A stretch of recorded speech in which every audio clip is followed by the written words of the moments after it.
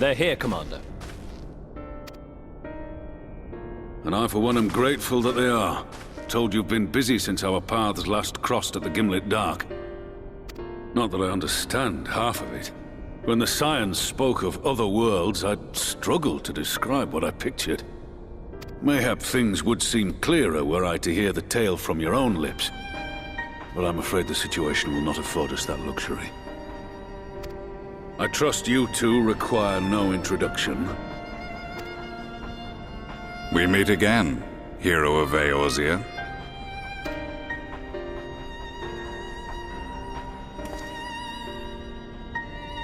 Must we repeat this ridiculous display?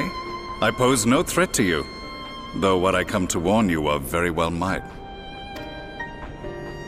Had he meant to do us harm, I hazard he would have kept to the shadows, and brought more than 2 companions.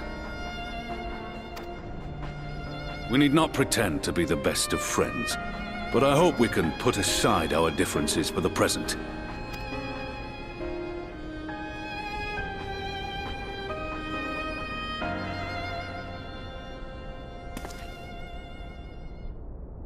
As you are doubtless aware, Sir Estinian and I cooperated to rid the world of Black Rose in your absence.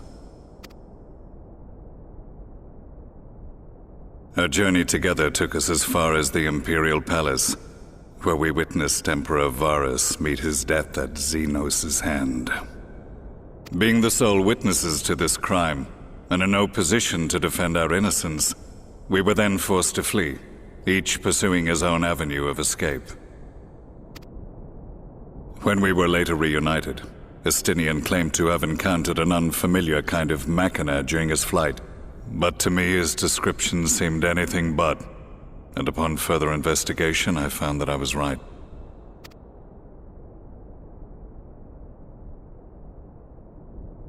The Empire is developing a new Ultima weapon. What, that Allagan monstrosity, created to vanquish primals? With which you yourself once thought to conquer Eorzea? The same. In my foolishness, I sought to harness its power, and became the Ascian's pawn in so doing. But you know as well as I how that tale ended. The weapon itself, excavated from beneath this very city, was destroyed ere we could fully unravel its secrets, and that should have been the end of it.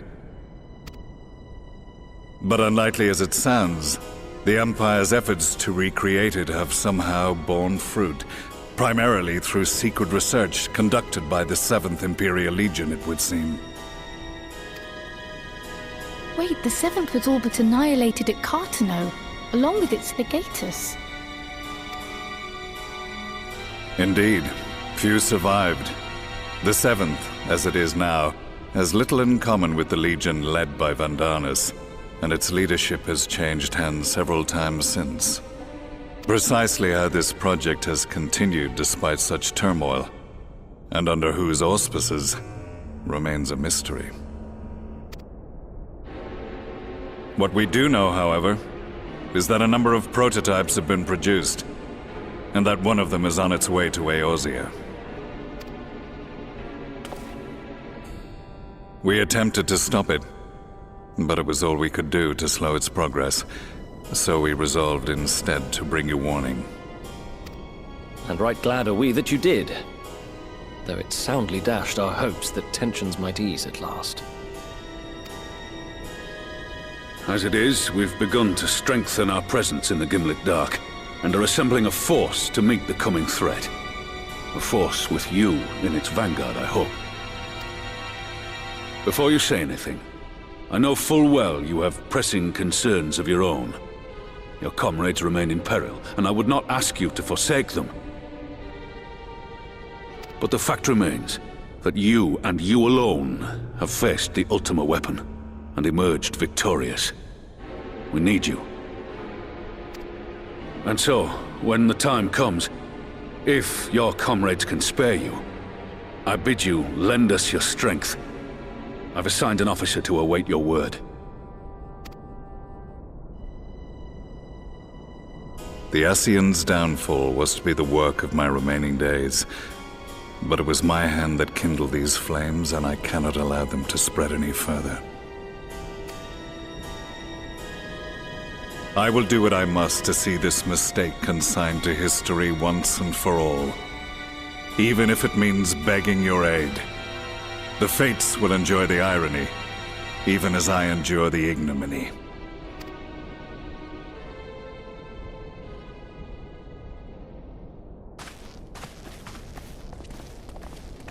I too shall make for the border and offer my skills, meager though they seem in such company.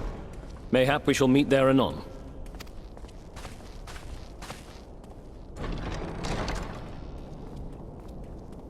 Though we can ill afford to ignore the coming of a new Ultima weapon, our friend's plight grows ever more precarious, and none save you can join them in the first. I only hope you are not forced to make a choice.